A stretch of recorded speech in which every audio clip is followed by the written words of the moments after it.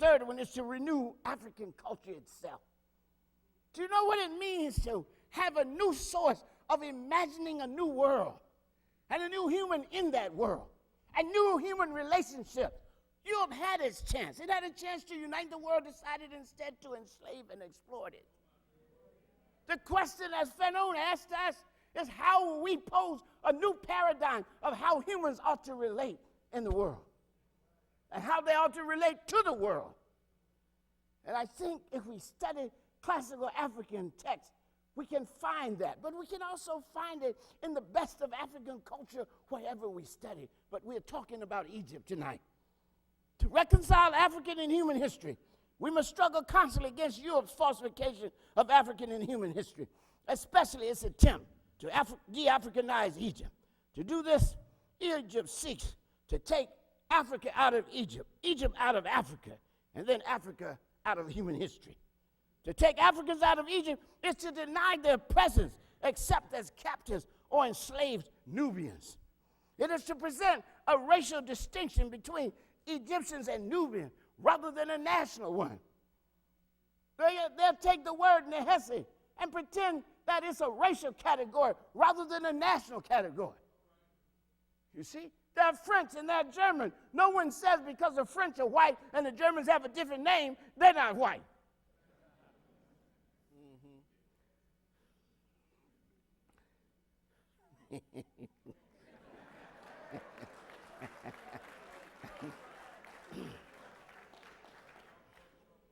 And then they also seek to selectively present only those images which lean toward mixtures or variations from what is considered prototypical African. And that's what they do here of late. If you notice what they've done, because African scholars, Afrocentric scholars, have begun to claim Egypt in their writing. What European scholars have done is begin to present more and more mixed images of Egypt, sort of Roman and Greek period Egypt, in which they can argue, see, we were there too. Well, okay. The promoters of the exhibit note in their at least they did when they came to Los Angeles, they noted in their exhibition catalog that a whitened image of King Tut represents, quote, a miracle of forensic.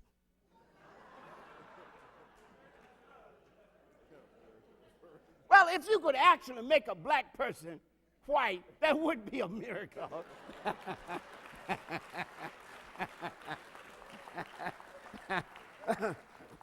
Unfortunately, that didn't happen. However, it's not a miracle of forensic, but a miasma of falsified and fossilized racist thinking that has produced this whitened caricature of King Tut. It is a fantasy forensic which sees white where there is none, overrides the evidence of history and objective observance, and manipulates science in the image and interest of white supremacy.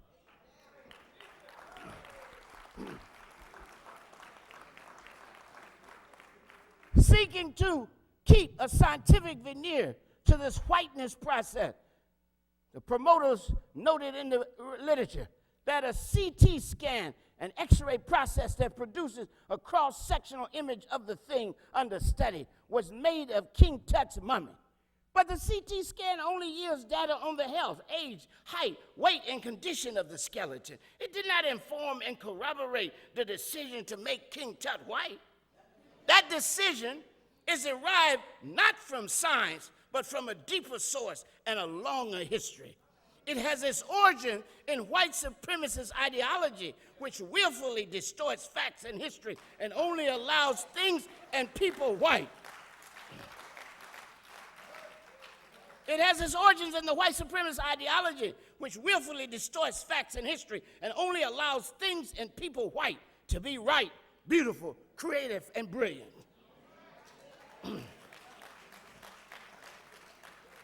The pursuit and presentation of this forensic fantasy by Europeans has a long and tortured history. It began with the early pseudo-scientific contention that white Semitic invaders taught the Africans of ancient Egypt the arts and ideals of civilization. Here the people haven't built a house when we built the pyramids. We're gonna...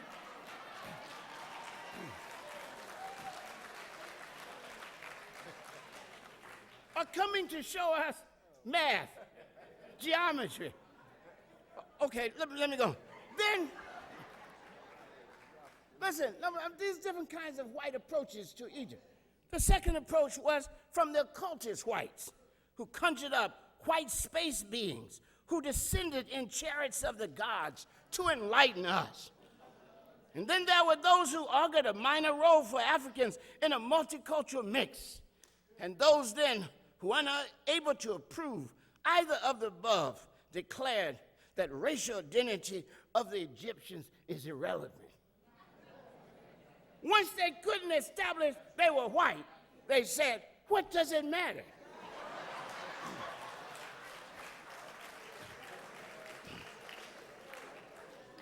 The latter two arguments were counter-offensive to Afrocentric discourse, which was rooted in the works of Cheikh Diop and defiantly claimed ancient Egypt as an African heritage and refused to concede and share it. The latest initiative of forensic fantasy is a rearguard action representing failure on the other fronts and an undignified and embarrassing retreat to familiar grounds of white supremacist claims of having created all things of value and relevance in the world. Diop has given us adequate, indeed extensive proof of the blackness of ancient Egypt. That's why I don't go over it all the time. But let me just list it for future reference.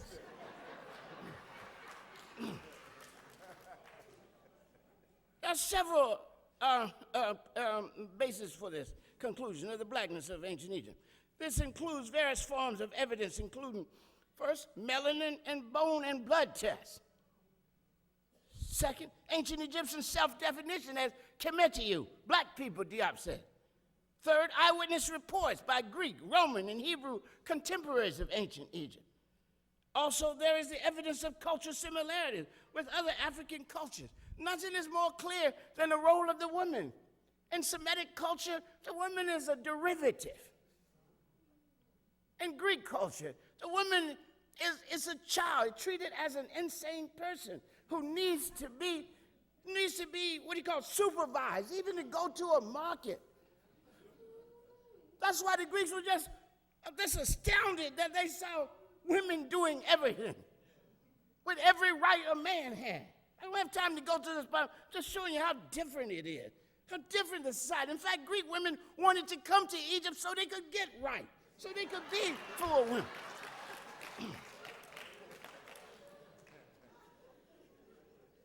There's also the artistic self-representation that Dr. Finn showed you. I mean, what do you want? I'm going to show you a couple of them, just, I mean, look, you mean people don't have the right to represent themselves as they are Africans? Why is there discussion about why they did this or didn't do that? They represent themselves as black people, you see? Also, the linguistic affinity of ancient Egypt with other African languages as proved by the work of Diop and Obenga. And finally, the evidence of geography. I mean, really, indeed, ancient Egypt is the only country in history. Listen to this. You've heard me say, ancient Egypt is the only country in history that ever had to justify its geography. That is to say, explain why it's in Africa when it shouldn't be there if racists are right.